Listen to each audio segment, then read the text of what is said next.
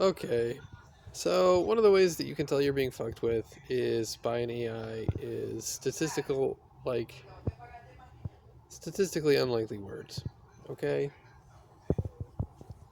so just give you an example. I'm on Slashdot and somebody has written an article about a slog, SLOG. It's a word that's statistically unlikely. People don't use it all that often. Uh, it's like a past tense participle or something of like an arduous journey. Okay? So somebody on Hacker News wrote an article about a slog where they bolded it. And then it comes up as a title of a blog post on Slashdot. It's like, okay, cool. So like not only are many of the comments on Hacker News, if not all of them, just like robots. Um oh, here's the other thing. Okay. This is funny. I found out through a series of coincidences. Okay, so there's something called abductive reasoning.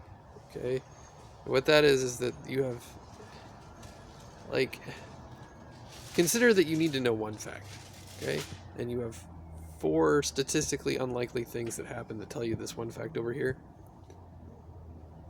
Then if you put all four of those together, you get the message. But if you're missing any of them, you don't.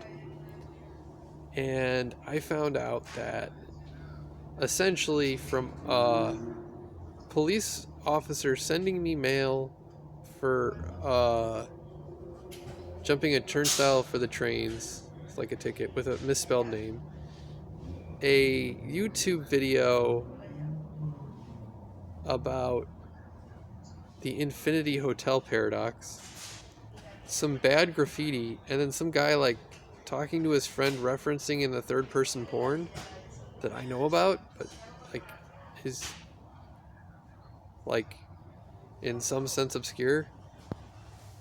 If I put all of that together, then I found out that like one of the ways that you solve the hacking thing is you come up with $60 so you can ride around on the big bus while everyone who's like under the big bus is gassed with marijuana or drugs.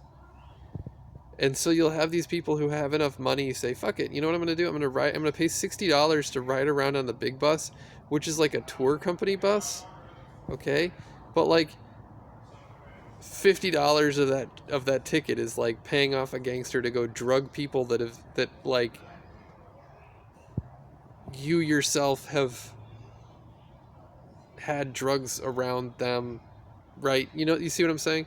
So like they'll get on the bus and like if you have COVID to them or you have the same thing, like you have you've breathed in the similar fumes, then they'll have the guy who's got antibiotic illness or somebody who's sick or mentally retarded or a child or something.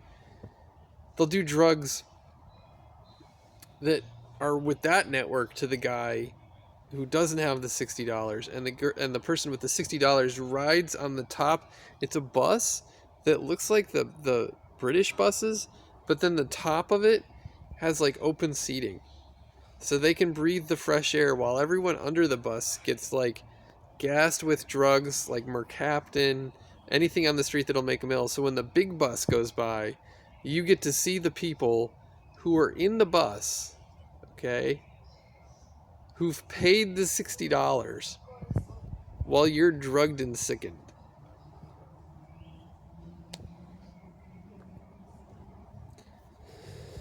And it's one of these things where it's like, well, it's like the sock thing. It's like you can't prove it. There's nothing I physically can do. I can write it on YouTube and then like email everyone in the world about it. But anyway, so what I found is that like once I found that out and then I put the word big bus in a Hacker News post because it was also similar to the idea of like hacking, that it auto banned me from making an account.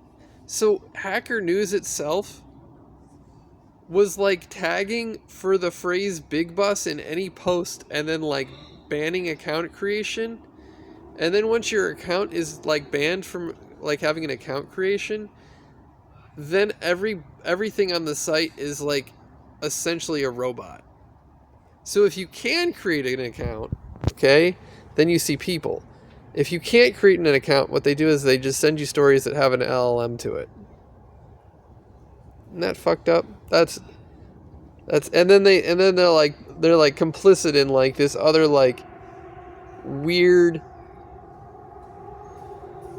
And again, I can't prove any of it. It's just like, oh, well, here were these 4 correlative things that pointed to this one other thing over here, which, by the way, every time the big bus rolls by, you're gassed with drugs, and then you see the people on top that are, like, breathing the fresh air.